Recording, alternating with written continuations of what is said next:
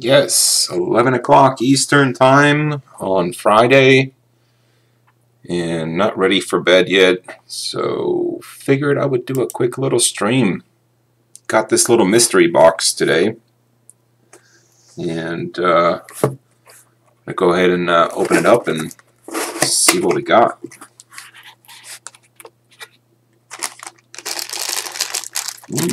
Come back to that in a minute.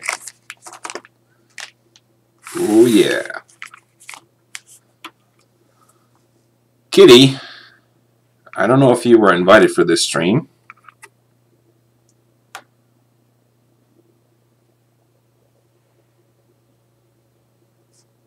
Yeah, I don't think this is for you. But this here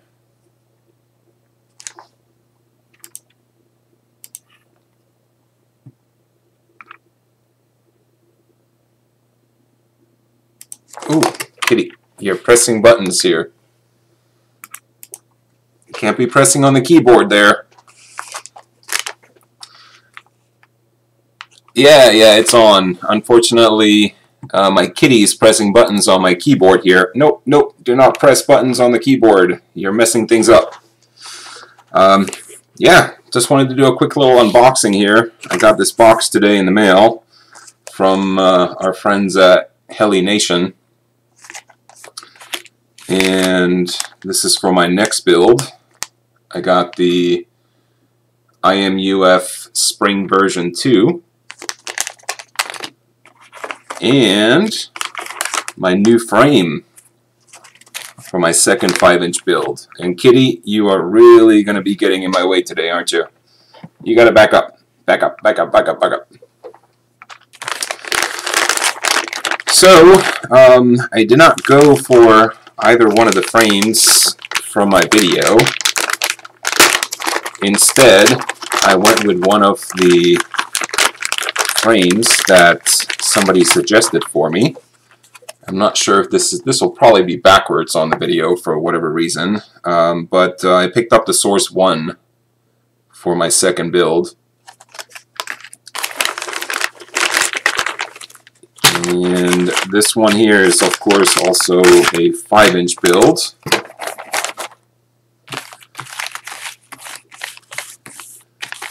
Everything comes nicely packaged.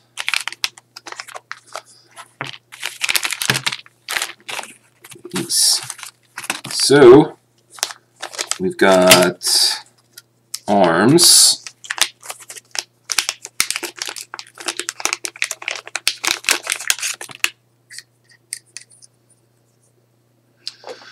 So the first thing about the frame, if I compare this to my iFlight frame, now granted again, you have to give it, this is only a $27 frame, so it's not that expensive, but they are not chamfered edges, so all the pieces are not cut very well. So at this point, I gotta give it to the iFlight frame over this one, just because of the quality of the cuts. Now, the arms are really thick, so that's good news. We won't open the second package there. Got a bottom plate.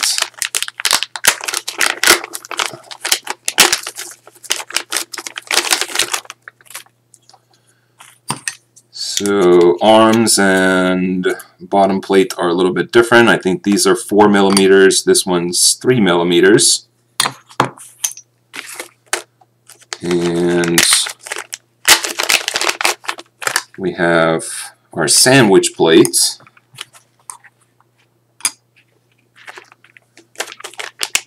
And our camera pieces. I do have motors and stuff for it already. I have those coming very soon. Did not go for the Zing motors, unfortunately. I kind of wanted to go with the Zing motors, but the Zing motors weren't available on the US side, and just didn't want to wait for 4 weeks or 5 weeks to get something from China. So I ended up going with a set of motors from the US instead. We have our camera plates. These are very thick, so that's good news. I think those are 2 millimeters thick. And we have our top plate. And this one's also 2 millimeters thick. So that's one difference between the iFlight and this one, is that the top plate is definitely a lot thicker than on the iFlight. So we have some good news on this this frame. Even though they're not chamfered edges, everything is definitely a little bit thicker than they are on the iFlight frame. Another difference with this frame is I believe that this one is a squished X instead of a true X. So if we get our second set of arms, get these out here, and we get our top plate on, and yeah, we do get a squished X instead of a true X. So it's going to be a little bit different in that realm. Bag of screws.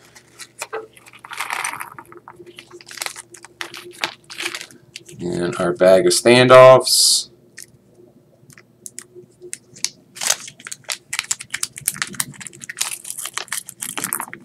Kitty, the screws are not for you. Hey Ken, how goes? Welcome to the stream. I'm just taking a look at my new frame for my second 5-inch build today.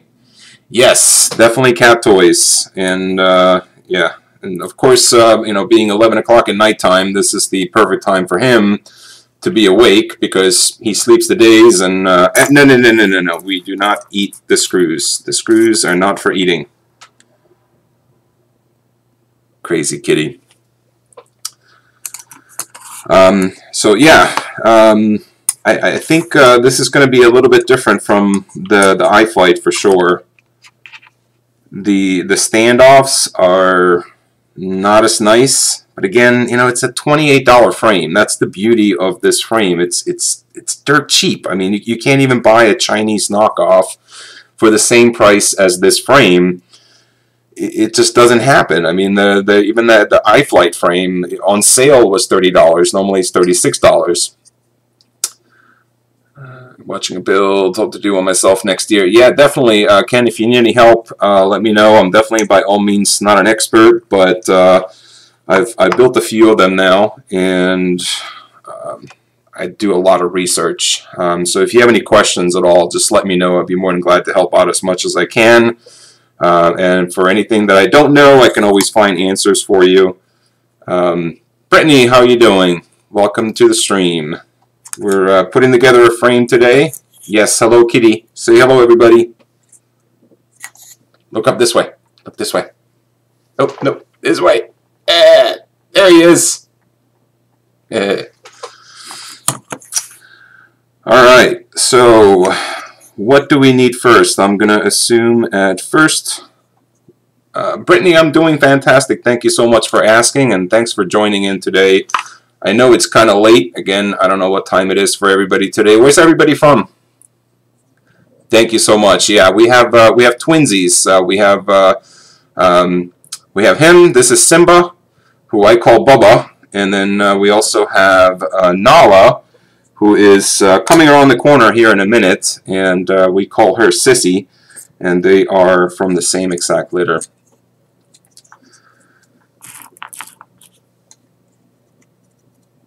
Alright, so let's see if we can get this thing together here. Idaho, only 8:24. Yeah, I wish it was 8:24 here. That was 3 hours away from me. Come here, Sissy. Come on. Come on. Come here. Come here.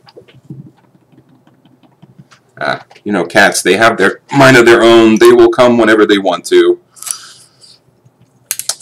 Alright, so, oh, you know what else we're going to need? I'm going to be right back. I got to grab myself some hex screwdrivers.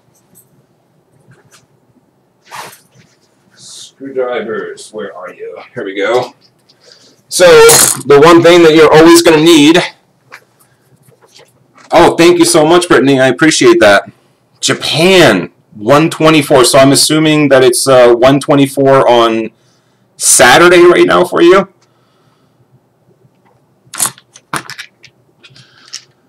So tools of the trade, things that you're always going to need whenever you're working on drones. You're going to need hex screwdrivers. These are the top two ones that I use. There's a 2mm and a 1.5mm.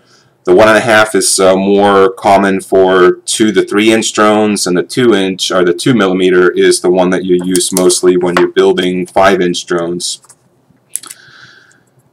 So we'll get these arms going here. Cloudy on a Saturday. Yes. I'm still waiting for Saturday to get here so I can go fly some drones tomorrow. It's supposed to be nice and beautiful. And then Sunday, we're going to be looking at snow. So if I don't get my flying in tomorrow, then I am not going to be getting my flying in until sometime next week. So definitely going to be hitting out and going out to fly tomorrow. Obviously, droning about NW. I know that you drone. Brittany, how about yourself? Have you ever had a drone, or do you fly a drone?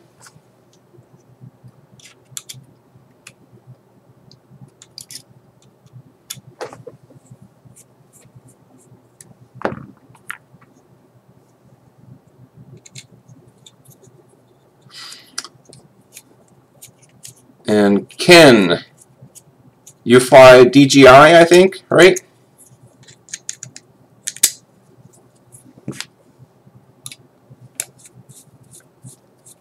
What's a drone? Exactly, what's a drone?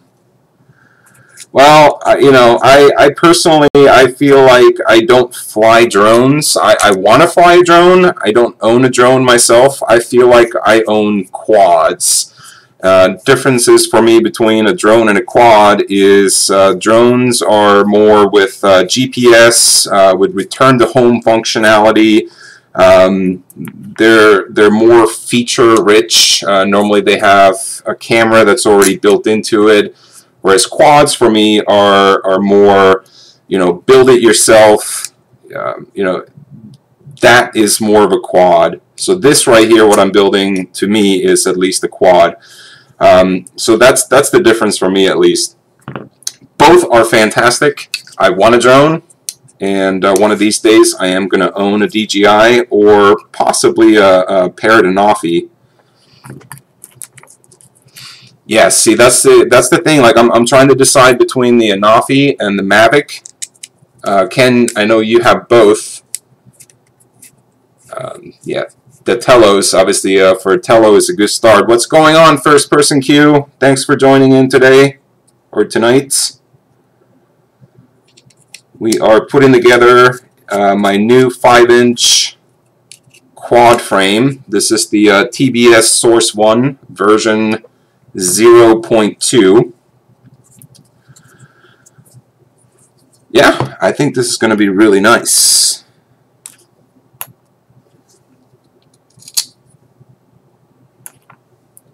First Person Q, I know you fly whoops. You just have whoops, right? You don't have any larger drones, right, or any larger quads?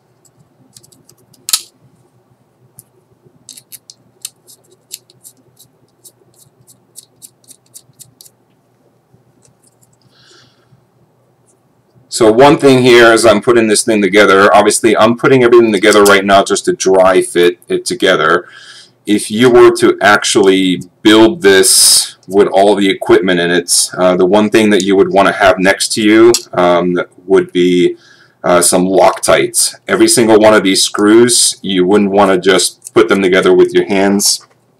So this is just me making sure that everything fits together. They're broke. What do you got? Yes, exactly. All quads are drones. You are 100% correct as far as the actual definition of a drone. This is a drone. But for me personally, like you said, you know, drones are quads, quads are drones. It just depends on what you want to call them. But for me, the drone comes more with the definition of something with GPS and something with a little bit more technology built into it than just the pilot flying it.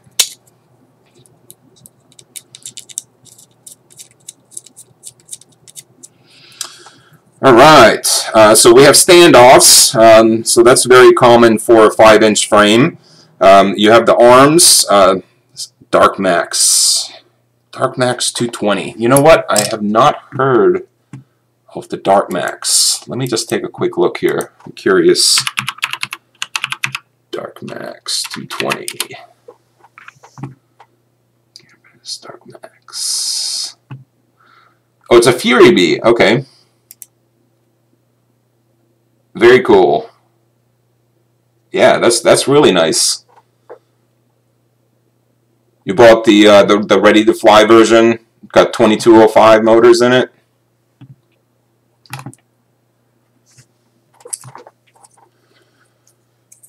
All right. So next thing we need is the camera plates. And let's see what we got here. These are going to go on this side.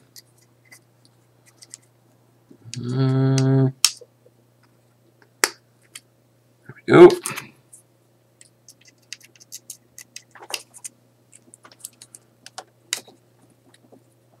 Camera's busted. Yeah. That's exactly what happened with my my Baby Hawk. I crashed it into a wall and cracked the camera. Hey, Canadian Drone Guy, thanks so much for joining in on the stream today. We are just sitting here putting together a frame and shooting the talk. Alright, so we get the top plate in there, we have the camera mounts, so the camera itself, of course, is going to be sitting right in between there. The camera is going to screw into these carbon plates over here, and the top plate is going to hold those side plates on the frame itself and keep everything nice and secure. So I'm just going to put a couple of screws on this top plate here.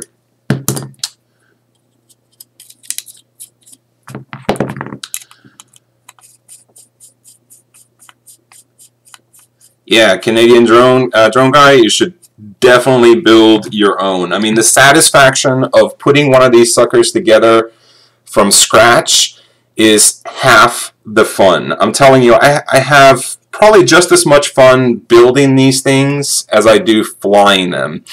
This right here is the TBS Source One, and I apologize if the picture is backwards. I think it is, but it is the TBS Source One frame. This is from Team Black Sheep. This is the version 0.2. It is one of the cheapest frames that you can buy that's not Chinese knockoff. So this is actually from one of the real companies that makes, you know, some of the top-notch frames. They wanted to make a frame that the average person could afford, and that's what you're looking at here. This thing, I paid on sale $27 for the entire frame with all the carbon pieces, everything you see here. Normally a frame of this quality, if you're looking at a frame that's not a knockoff frame, you're going to be spending $50 or so on it. So this was an absolute miracle when it came out on the market, and that's kind of the reason that I chose to go with it. The frame that I really wanted to buy was the Chameleon TI, which is an amazing frame. However, that frame itself is $100. So that's just for the frame. So before you put anything else into it, any parts, you know, the flight controller, the electronic speed controller, the camera, the VTX for video transmission, yeah, you can't beat this. And to be honest with you, this frame here, the layout, so when you look at it, this is called a stretched X. That means that the distance between the front left to right versus the back front to left is a little bit longer this way than it is this way. And that's the exact same layout that the Chameleon TI has. Now, granted, the Chameleon TI has a titanium front. It has a lifetime warranty, so for $100 you get a lot for your money. But if you're on a budget like me and most people, spending $27 on this frame, you could buy 4 of these frames for $100 and have 4 times the spare parts, so if you do end up breaking something, you'll have everything over and over again. So that's what really intrigued me about this frame. And if we compare this frame, here's my iFlight iX3. Now this may not show up. Let me see if I can angle this up a little bit here. So you can see the back motors are a little bit further away. Hey, Captain Cook, thanks so much for joining in. We're just putting together a TBS Source One for my next build that I'm going to be doing next week.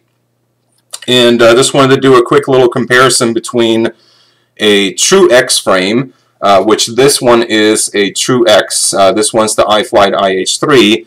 This one's the TBS Source One.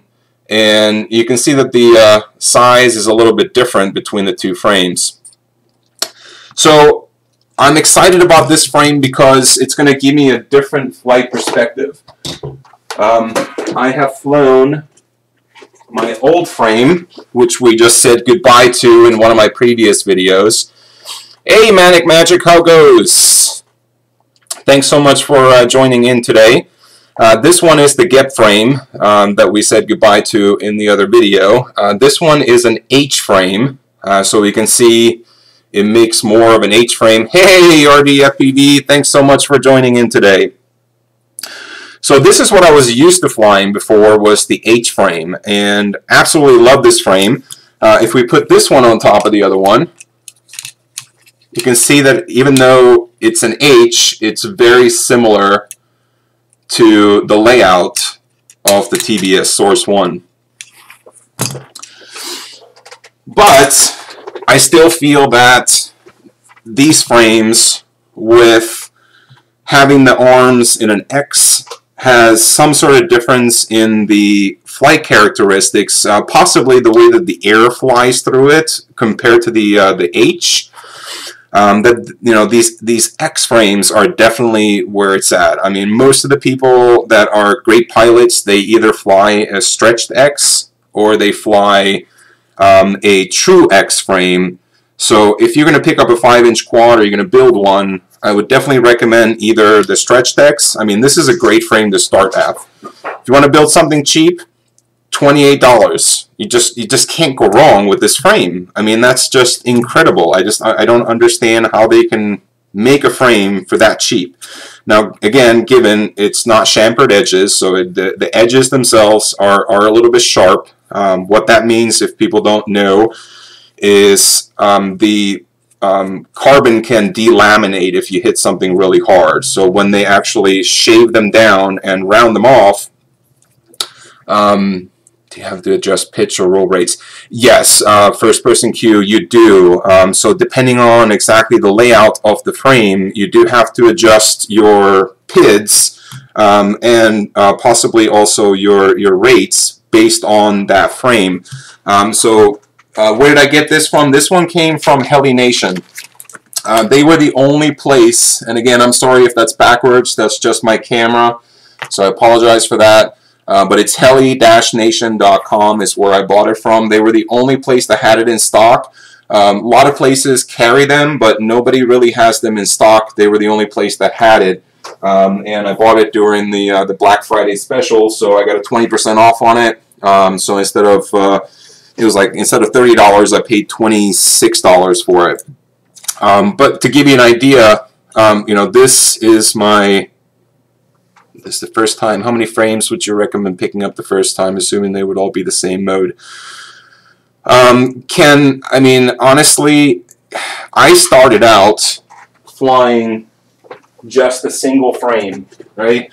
So your best option is not to do what I'm doing, which is pick up 12 different types of frames and fly 12 different types of setups. Fly one setup. Now, if you want to have a backup, build 2 of the same exact quad. Learn on that quad, learn exactly how that quad functions, and then as you get better, and I'm still trying to get better, I'm in no shape, form, or fashion a fantastic pilot, right? I'm still learning. You can see my videos. I mean, I'm not as good as some of those freestyle pilots are, but what I've learned so far is that I stopped flying this little quad right here. I thought it would have been a brilliant idea to build it. I like the idea of having something small, but the way this one flies versus the way this one flies are 100% different. This one is more floaty, and it tends to slide a lot, and I'm sure if I learned enough about adjustments, I could probably make it fly just as good as this one is. But honestly, if you're starting out and you want to get into FPV flying, forget about these ones. Do not build a 3-inch one. I honestly regret spending all the money on this one. It's broken. I'm going to fix it very soon, and I am going to learn how to fly it. But these 5-inch drones, even though they're bigger and they seem more intimidating because they have more weight to them, if you get yourself a big field and you just go out there and fly it, thanks so much, Droning About NW. I wanted to do something a little bit different, and for me, that frame, if you guys haven't seen my last video, I said goodbye to my GEP 210, which was my first official 5-inch quad frame that I purchased, and it just has a lot of sentimental value to me, and I was very sad to get it away, so I wanted to give it a nice sending off before I got into this one. But I will tell you this much, this frame right here, being a True X, I got to fly it for the first time this morning, and I'm in love with this frame versus the old one. And that's the way you have to look at it. Technology is always expanding. Every single month something new comes out. And these people who are designing these things, the companies who are making them, there's always something better coming out. As an example, this new flight controller that I just purchased versus the old flight controller that I'm running, which old, I'm talking it's less than 2 months old, versus this one here. This one here has 2 separate processing units inside of it versus the one that I'm using in my current build, right? So we're talking old as in 1 month old versus this one here, which was just released. Now they did have a version of this that's been out for a little while, but this one has 2 separate processors. It has one that takes care of the gyro, and the gyro itself is what actually understands which direction your drone is actually facing. So it's a three-dimensional gyro. It knows left, right, up, down, you know, side to side. Do I prefer top or bottom? I prefer top mount batteries for sure. I'm a little bit torn still. Like I said, I love the difference. So if we're looking at, there's different top mount batteries as well. So this frame, which was my old one, the battery actually sat on the same exact level as the motors. So the motors would sit here, the battery would sit here, so the motors and the batteries were exactly on the same level. That to me was the best center of gravity ever, because the motors being on the same plane as the batteries, the center of gravity was always exactly where the battery was, and the battery was always the most heaviest thing on the actual quad. So on these frames, either the iFlight that I was showing you before or this one, the battery sits up here and the motors sit down here. So the blades are right here instead of over here. Spend more on a quality-wise frame, motors, flight controller, camera, or other parts. I would say if you're going to build a 5-inch quad right now, I would spend the $30 on this frame. I would buy the TBS Source One, and if you want a flight controller and an electronic speed controller that is a fantastic deal that flies really well, buy the Mamba F4 flight stack.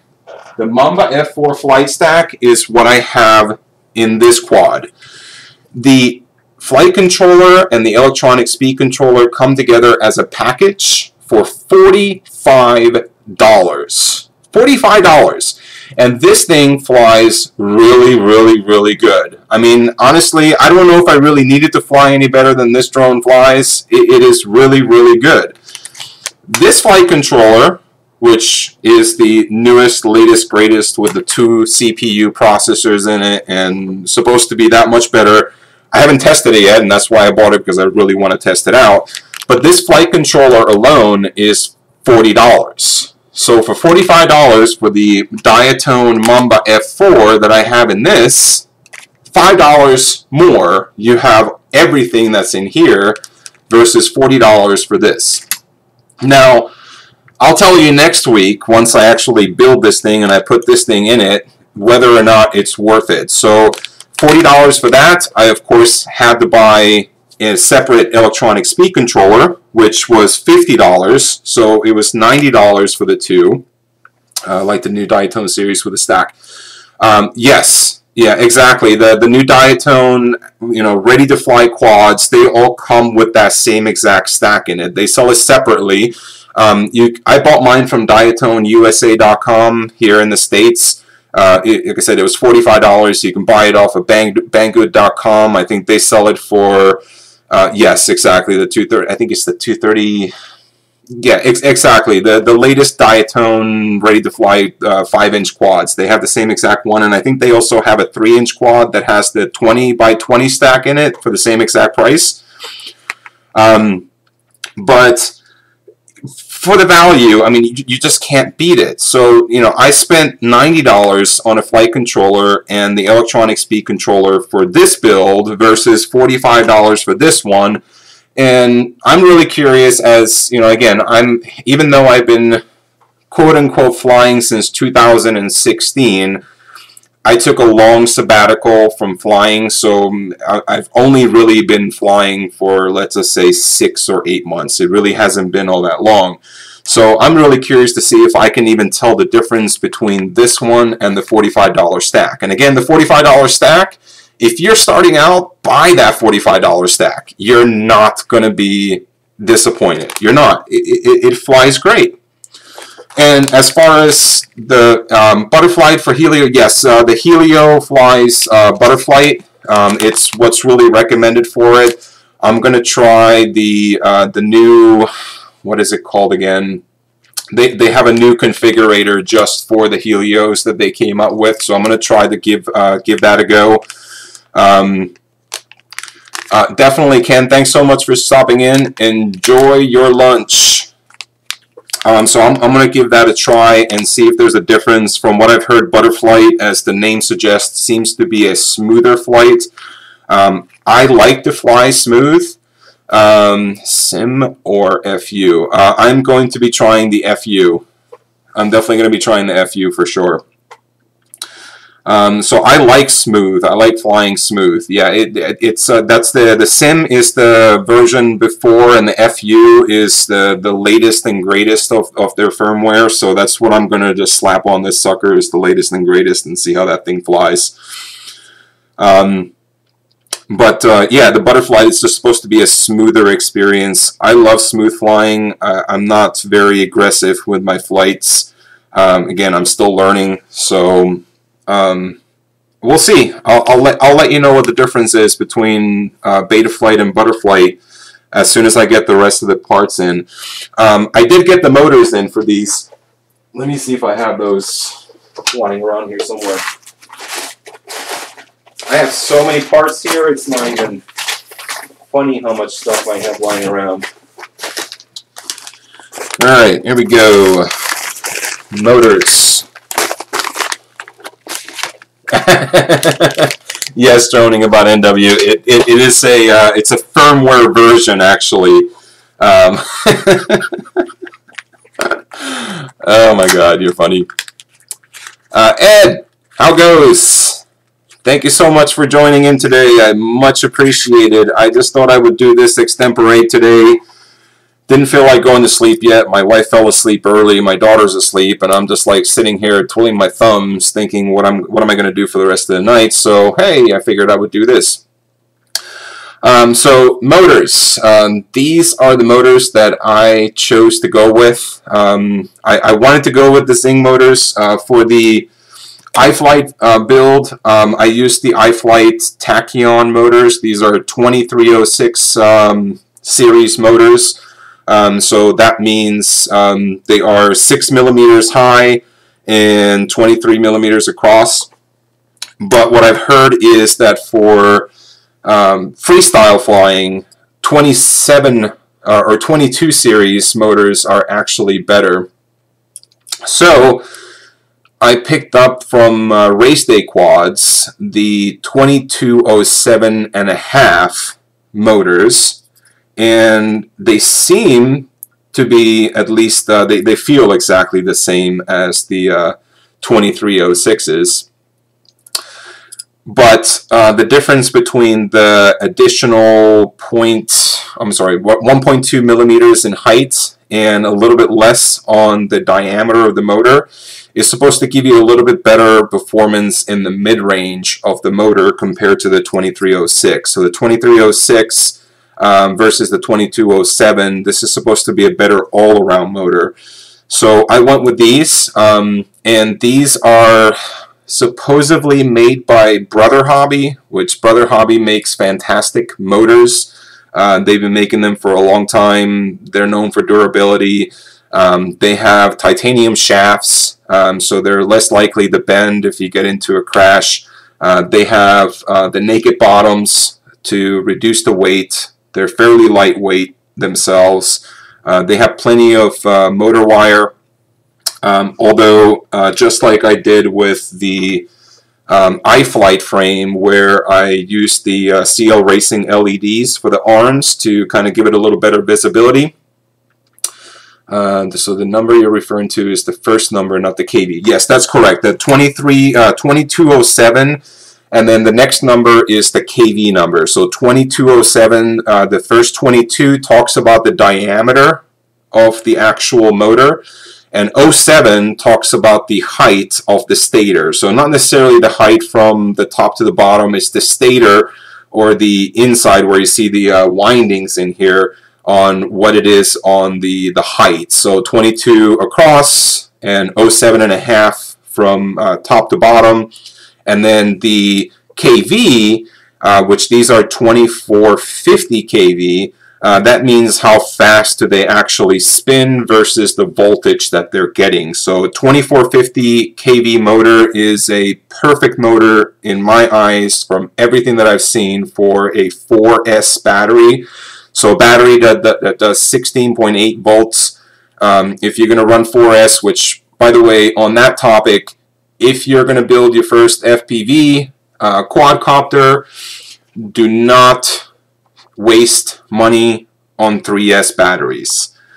I have a whole slew of 3S batteries, and I didn't listen to people when they told me. I said, don't buy 3S batteries, just get the 4S batteries. And for me, I was like, why? I'm brand new to flying. I don't want to buy a 4S battery. That's way too fast. I don't want to deal with something that goes that fast. I know I'm just going to break it. But now that I've been flying for a little while, those 3S batteries are just sitting there collecting dust. The 4S batteries, if you just buy them from the get-go, don't waste money on the 3S, just get the 4S. You can take your transmitter and you can, it makes massive electric motors. We're talking 0.5 meter in diameter. Holy smokes! What on earth do you spin with something that's a 0.5 meter in diameter? That's a huge motor.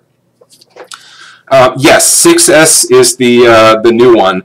Exactly, 2306. So these here, these are 2306 2450 kV motors. These are the Tachyon 2306 2450 kVs. They are a fantastic motor. I like them. A lot of people don't like them. They say that they break. I have busted this thing up left to right, and they just keep going.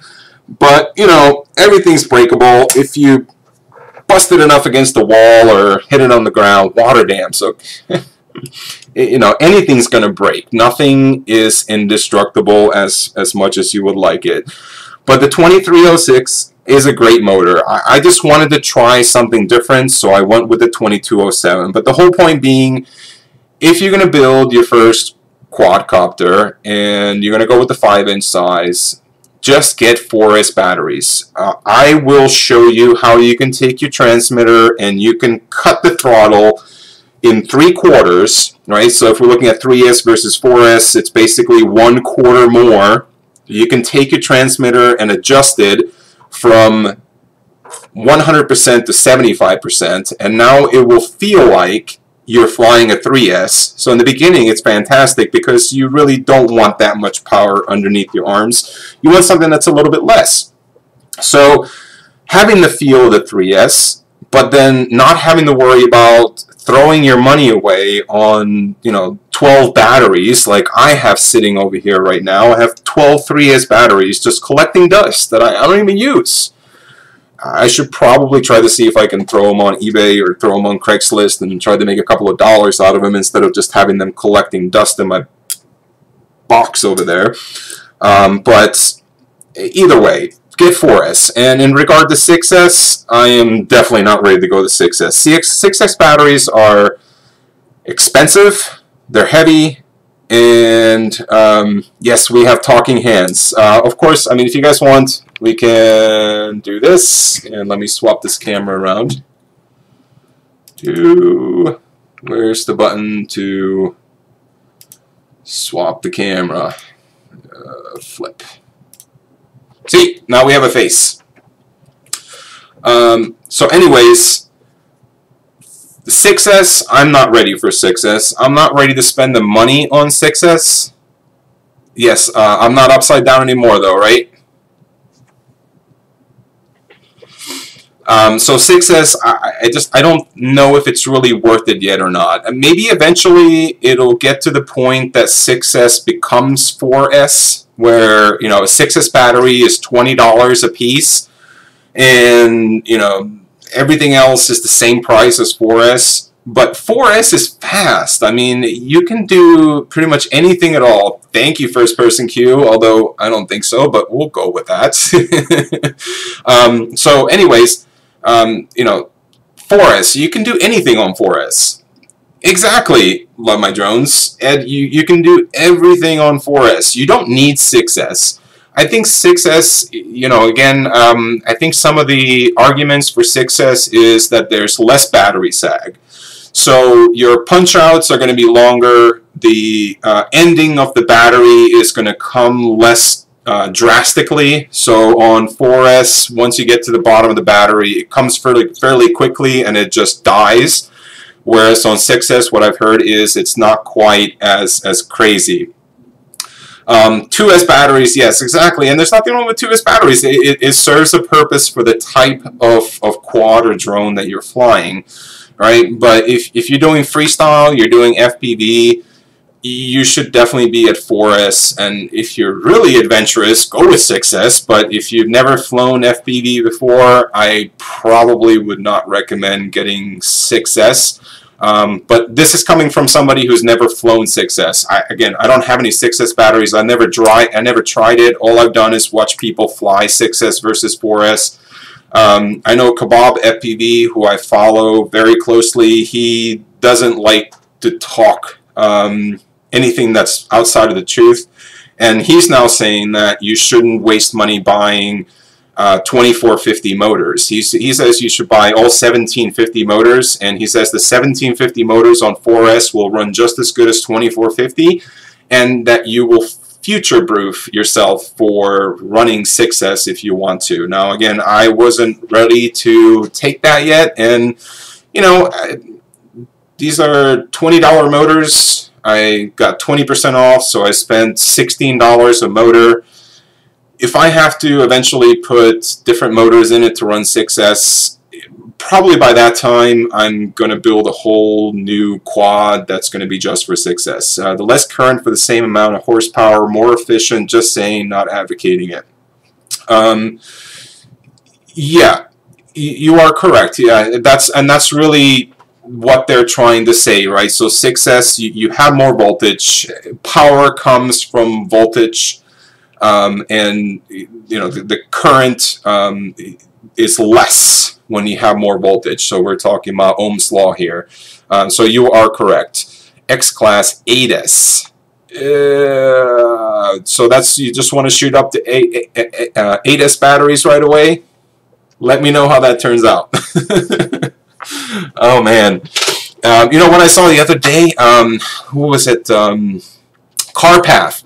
CarPath just built a 10-inch quad. So it's 395 millimeters from motor to motor.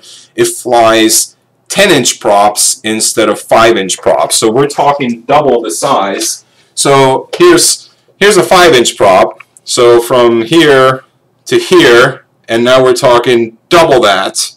He's flying props that are this big. Now, I wonder what my Mavic Air has. That's a good question. I don't know what Naked 16 has. Yeah, just take 2S batteries, slap them together, and let's go for it. Let's see what happens. See if we can get some sparks going.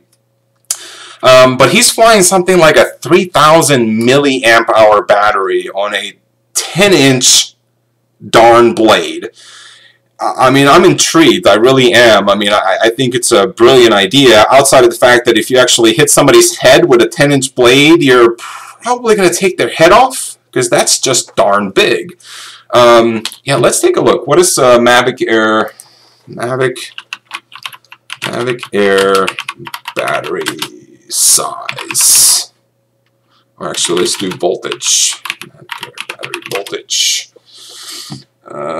Let's see here. So it has a voltage of 11.55 volts and a max charging voltage of 13.2 volts. So what does that make it? I guess that's a 3S battery. Yeah, I mean it's weirdly put 3.2 volts. Because if you take 13.2 divided by 3 is 4.4. So you know what they are? They're high voltage 3S batteries. They are charged to 4.4 volts per cell. Normal 3S batteries are charged to 4.2 volts per cell. So if you're taking 4.2 times 3, 12.6 versus 13.2. Yeah, high voltage, exactly. A high voltage battery is what they're running with. And you can put batteries in parallel for more milliamp hours, and in series for higher voltage, easily make a 4S out of 2S batteries. Exactly, Ed. That's the same thing as you're looking at the whoops now, right? So if you're looking at a Mobula 7, a Mobula 7 comes with 1S batteries. It doesn't come with 2S batteries. It comes with 4 1S batteries. You take 2 1S batteries, you put them together, and you get a 2S battery, and you get the output of 2S. So I don't know exactly why they chose to go that route. Maybe because 1S batteries are more accessible over 2S batteries, but that's how they do it. A lot of people, what they're doing is on the Mobula 7s, they're chopping off the wires, they're putting on an XT30, and they're running true 2S batteries on them because you can get a lot better performance. Yours has a broken VTX. You have a Mobula 7? I didn't know you had a Mobula 7. I knew you had the 75X. Yeah, I think you're right about the price. I think that's what it really comes down to, and that's kind of what I was trying to say before, is that the 1S batteries are probably just a lot easier to come by. And there's a lot different ones, right? You can go on Amazon, you can go to Banggood, you can go anywhere you want, pick up 1S batteries, and they're dirt cheap. And slap 2 of them together and you have a 2S battery. But I think overall still the 2S batteries are balanced for each other. I think they do a lot better. Just like you wouldn't want to take 2 2S batteries and slap it on my 5-inch quad and say, okay, I have a 4S battery. So I still feel that getting an actual true 2S battery versus 2 1S batteries is always going to be better for you. Plus, it's going to be easier to charge. And Ed, I really do want a Mobula 7. I have almost pulled the trigger on that thing so many times. I think I'm going to wait until January. I'm going to see what happens with the Eachine trash can. That's the new 2S one that's coming from Eachine. I want to see how the reviews are on that. And with everything that I've spent, I spent a decent amount of money. Like I said, I pretty much bought everything I need for my second 5-inch quad, and you can imagine, the motors, the frame, all the stuff. And I also bought a new set of goggles that are coming hopefully any day. I mean, they've been in transit now for like darn 3 weeks. You gotta love China.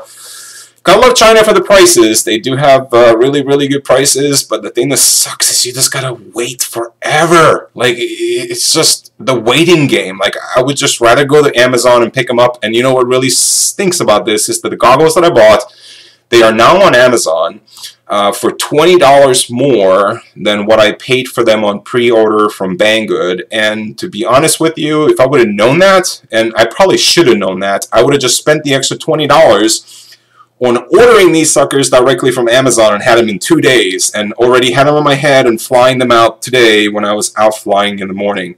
But yeah, exactly. You know, Banggood and GearBest. I've never bought anything from GearBest before, so I don't know. I got that pre-order 5 minutes after Nick Burns vid.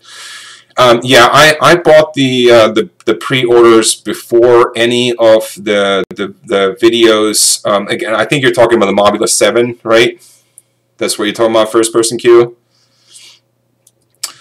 Yeah, and that's really the thing. It's like instant gratification. Like, you can have it in 2 days instead of waiting for 4 weeks to get it.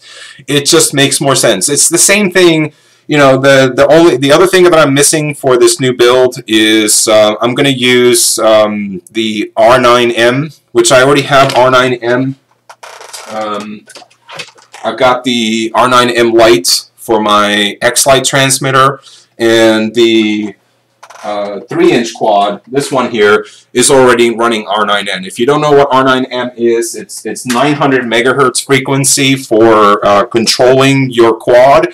Whereas the normal is 2.4 gigahertz instead of 900. And delayed gratification is overrated. Yes, it probably is. Anyways, 900 megahertz is just supposed to be more penetrating. And you gotta love that word, penetrating. No jokes. And I mean, no jokes. But it has better range. The X-Lite's 900 megahertz also has less latency. So point being, I'm going to use the 900 megahertz or the R9M for this new build as well, and I will exactly what she said. And I will probably eventually yank out the RXSR from this as well, except with Marshmallow. Oh, jeez. So I will probably yank out the 2.4 gigahertz from that as well and just go 900 megahertz altogether. It goes with the delayed gratification. Yes, it does. Oh, God. Yeah, so point being is that Banggood has the antennas and everything in stock, and now he's Ed. Oh, that's horrible. But I didn't place the order from Banggood because I don't want to wait 4 or 5 weeks for it. So I'm actually waiting for either Aloft Hobbies or Race Day Quads or maybe Amazon to come into stock with the antennas that I need in order to finish that part of this build. So that's really the main thing that's holding this build up. So Race Day Quad said that they're going to get their shipment of FR Sky stuff this week, and obviously this week is now over for the United States, so obviously they didn't get it this week. So we'll see how next week goes. But that's really the only thing that I'm missing for this. I've got everything else. I got the motors, I had the flight controller, I have the camera's going to be exactly 2 months. I mean, literally, like I said, it's ridiculous. My goggles showed up in China literally like 2 weeks after they left Banggood, but Banggood is in China, so they stayed in China for 2 weeks. What were they doing? Were they like making love with the Chinese customs people for 2 weeks? I don't understand. But that's just what you have to deal with when you want to buy something from China. It takes a long time. But you do save money. So the question is, do you want to save some money and have it in 5 to 6 weeks? Or do you want to spend a little extra money and just go to Amazon or go to one of the US suppliers or whatever supplier that's in your country and just pay that extra little bit and just get it in a couple of days? Didn't know you lived in China. No, I definitely do not live in China. Last time I checked, I do live in the United States of America, specifically in the wonderful cold state of Maryland. Yeah. Yeah, so that's enough about that story. Any questions you guys have about what's the new goggles you have on the way? Great question. So I ordered the TopSky Prime 1S goggles. The TopSky Prime 1S goggles are not Fat Sharks. I wish I could afford Fat Sharks, and one of these days I will try to buy some Fat Sharks, but in the meantime I'm buying second quads instead of Fat Sharks. That's just, you know, the way I'm thinking. I would rather have a backup quad than have a nicer set of goggles. But I will show you the goggles that I got. Let's see here. Oops. TopSky. Let me throw this over here on the other screen. The EV200s, yes, exactly, and you know, and that was kind of the one thing about the Prime 1S is that yeah, they are now $75 or $79.95. I bought them on pre-order for $89.95, so I actually spent $10 more on them versus what they are for now for people, and I'm still waiting for the darn things. So who understands this stuff? So here's the goggles that I bought.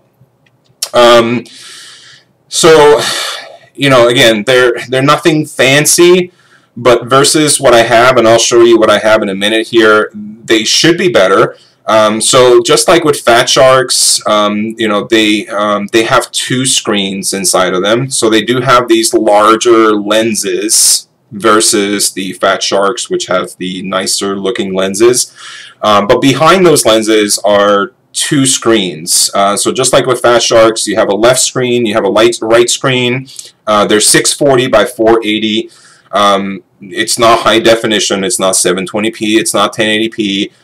But then again, it's not $300, it's not $400, it's, you know, $80 or even $100, even at the regular $100 price. It's $100. But the thing about it is that they have dual diversity. So they have a receiver on the left, they have a receiver on the right. So you get dual diversity. You also get DVR.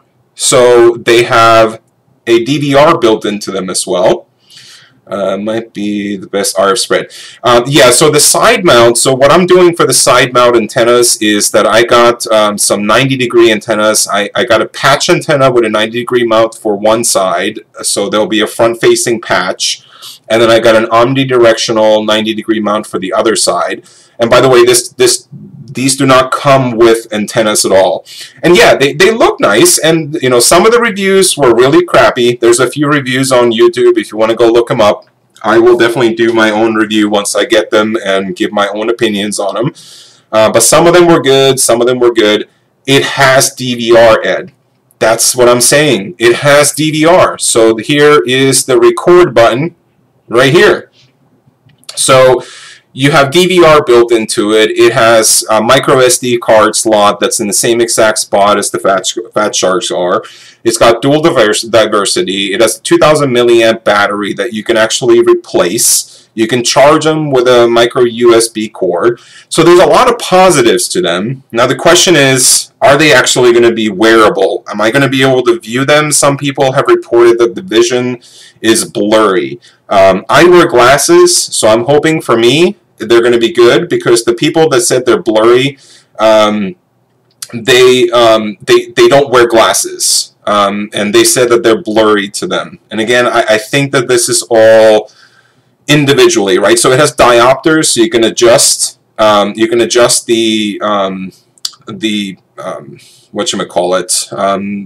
the strength of the vision, and it also has IPD adjustment, so depending on how far apart your eyes are. But yes, first person Q, I think that if you can afford the extra money, get the EV200s. I think that you will definitely like them better than these. I bought these for two reasons. One, so if we come back, let me come back to my screen here, and hold on a second here. So this is what I use, right? They're huge, and again, that's exactly what she said, right? But you can see, I mean, they're massive. They weigh a lot. They're heavy. You know, they take a separate battery. They're only single receiver versus dual receiver. You know, granted, the screen is definitely massive, so you know your field of view inside these is absolutely amazing, and I fly really well with them. I do, but they're just heavy. They're hard to pack. I have to run a separate DVR, and if I want to view the DVR recording, I have to like unplug 3 wires, take a wire out of my bag and plug it in, and then I'll be able to see the recording. Or I have to wait until I get home and just take the darn SD card and plug it into my computer to be able to see what's on this thing.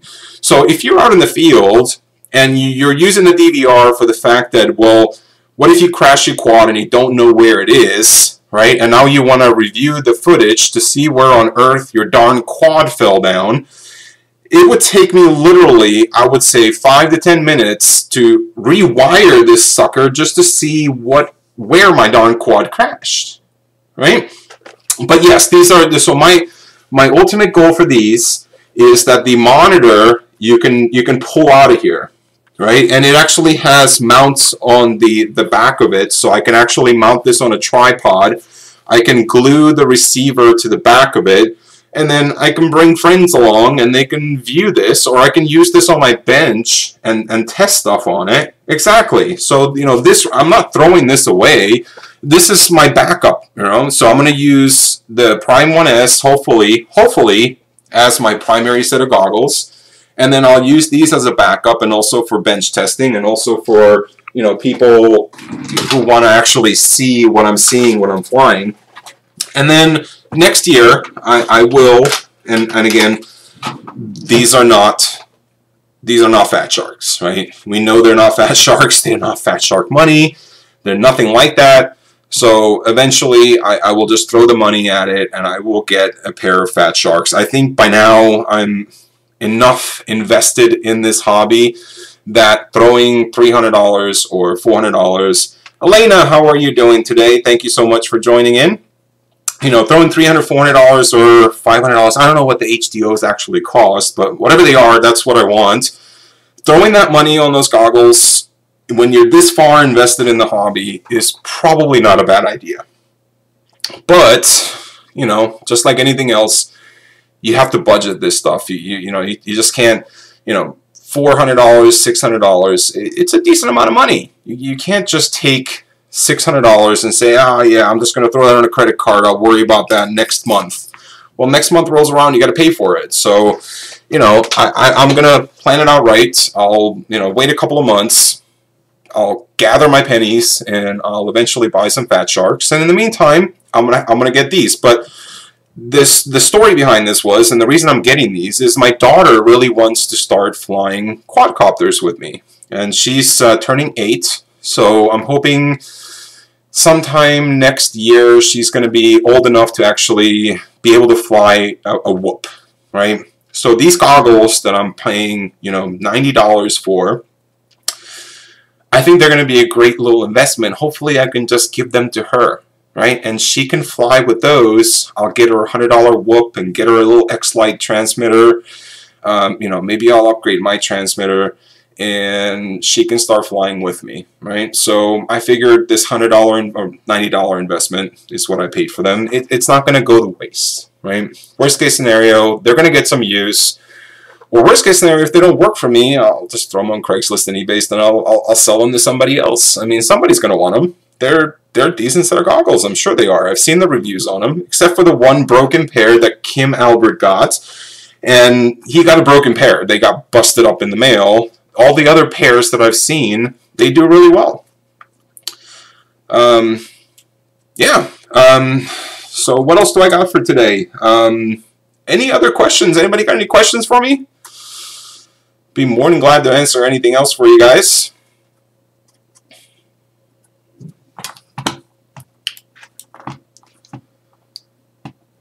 What else can we talk about? We can talk about, let's talk about antennas. Talk about antennas for a little bit. So I've flown some different antennas so far on, what's my favorite quad? My favorite quad right now is the one that flies, right? It's hard when you're learning to fly, and not necessarily even learn to fly. You're learning to do tricks, and you're you know, learning to do fun things in the air. Stuff breaks, right? I mean, these things, they hit a tree, they hit the ground, they hit asphalt, right? Hard surfaces, like I did the other day when I crashed directly down on my GoPro. Stuff breaks. So my favorite quad is the one that's not broken. That's my favorite quad. But out of the ones that I have right now, this is my favorite. It really is. It has everything that you can possibly ask for. It flies great. It's cheap. And again, cheap, right? Because this hobby, as we know it, is not cheap. But compared, yes, that is a Lollipop version 2. And that is my favorite antenna. I've gone through God knows how many different antennas. You know, here's one. This is actually the one I'm going to be putting on my goggles whenever they show up here. This is the Realac ACC. This one is going to be good. We have patch antennas.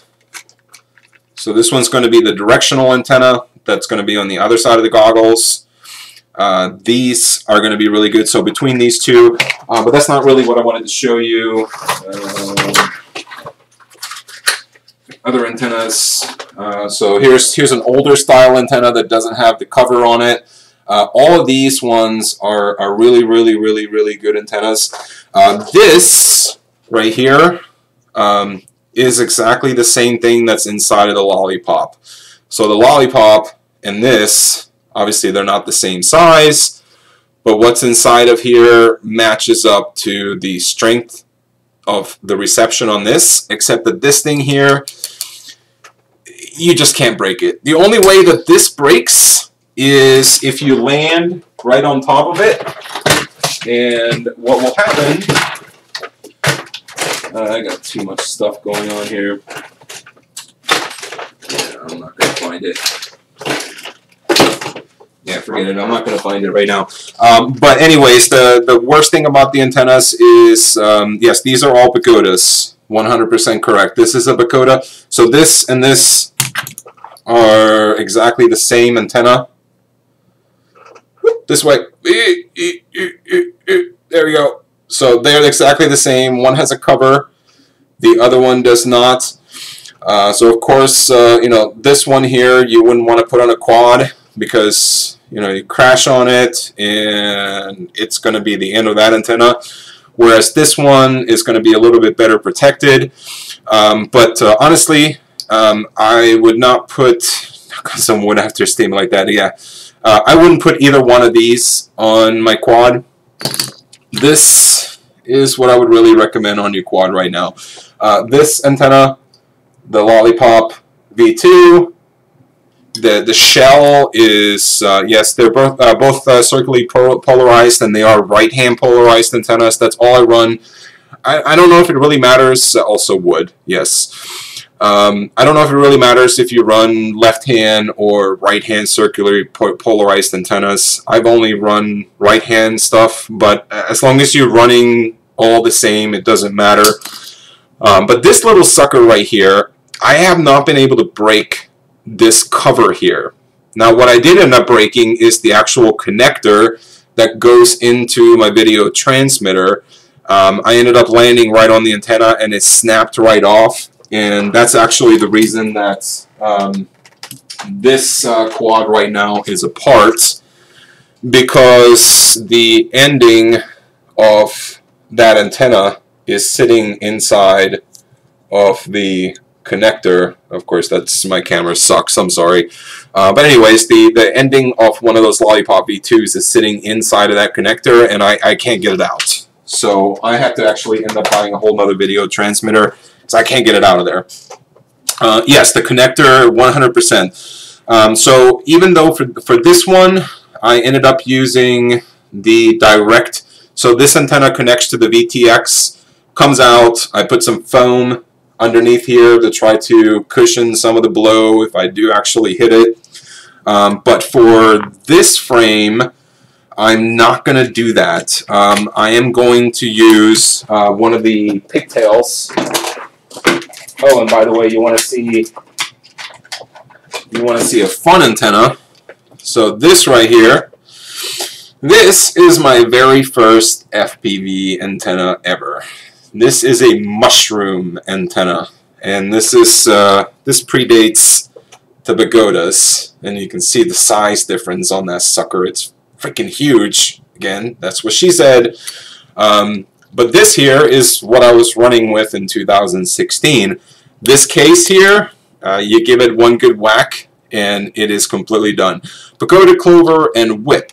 Whip is it's the just, yeah, exactly that. So the whip is good for little quads, right? So you know, you got your 2-inch little racers that you're not going to really take too far away. The whip antennas are great for this because they're lightweight. You know, this is a racer. You want it to go fast. You don't want a lot of weight on it. So a whip for this is perfect. Now, if you have a whip, then where's Rosie? If you have a whip, then you want to make sure that you have a matching antenna on your goggles that's able to receive that. I think, what was it? One of the ones. I can't remember the name of the antenna, but there's a specific antenna that works really well for the whips. Now, honestly, I use these for the whips. I never go that far away, and these things work perfectly well for the whips. So the whips are fantastic for those small racing, quads, 2 to 3 inches. Not a lot of range. You will go out of range really, really quickly. Yes, whip and rip. The pagodas and the clovers. Now, I think this is actually a clover inside. I think it actually is a clover inside now that I think about it. I don't see much difference between these two. Outside of this one's going to take a smack a lot better than this one. But, I don't fly kilometers away. I fly within line of sight. I fly to the end of the football field and I fly back. So maybe one day I'll get into further flights than that, but for right now I don't fly any further than that. So between this one and a cloverleaf, I wouldn't get the cloverleaf without the cover on it for sure. Those are, you're just asking for trouble. Get a pagoda. These things, definitely the best things to have.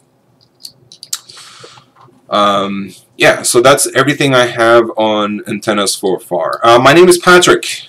Patrick is my name, and do not forget it. I will quiz you on it tomorrow. And if you forget, I'm going to drop you off my list like there's no tomorrow.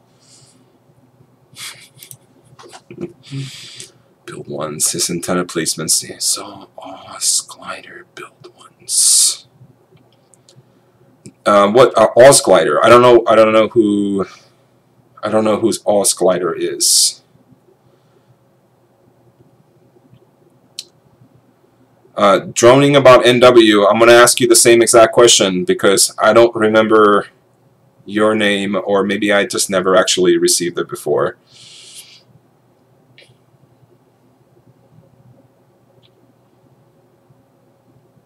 But first person queue, what is Oz Glider?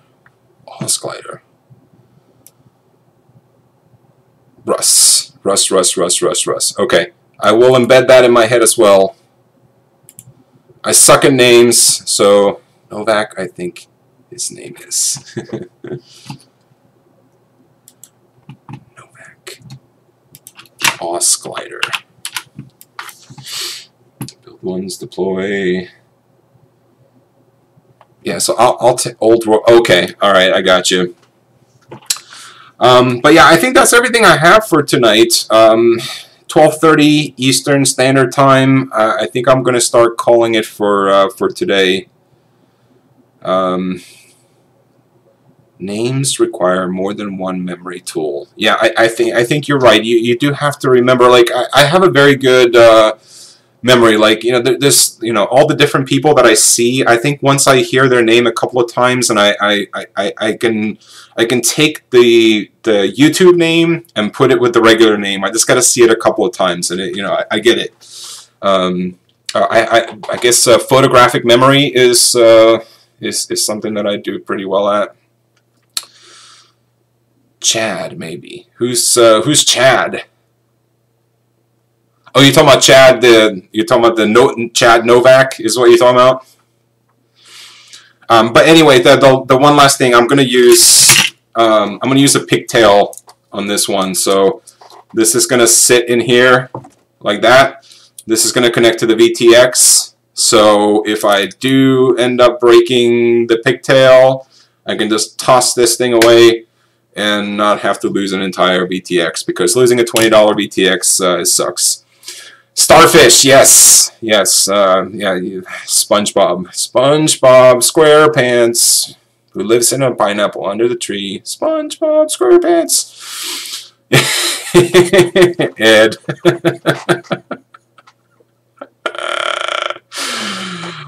Oh God, this is what happens when it's 12:30 at nighttime. The crazies come out. My name is Patrick Bateman. That's, yeah, the Bateman Hotel. Is that what that is?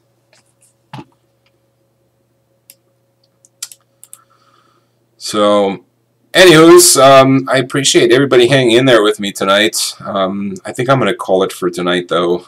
A lot of talking. It's an hour or so of talking. But you guys rock. Again, thanks so much for supporting my channel. If you didn't hit the like button yet, please make sure you hit that like button on the way out. It does help out a bunch. Again, I'm not trying to make money with this stuff. I just really love quads and talking with you guys. It just absolutely is awesome. I'm out all the time, not just at night. Well, where are you out at? Are you talking out of your mind? Or are you talking like out of your house? Like, out where? First person queue, you rock as well. Thank you so much for hanging out. Ed, amazing stuff. Joining about NW. I am going to remember your name, Russ. I just had to scroll up to see it again. So Russ. I will remember tomorrow. But you guys are awesome. Thank you so much. And yes, everybody, we shall, I'm sure, see you tomorrow at CDH in the morning. Take care, everybody.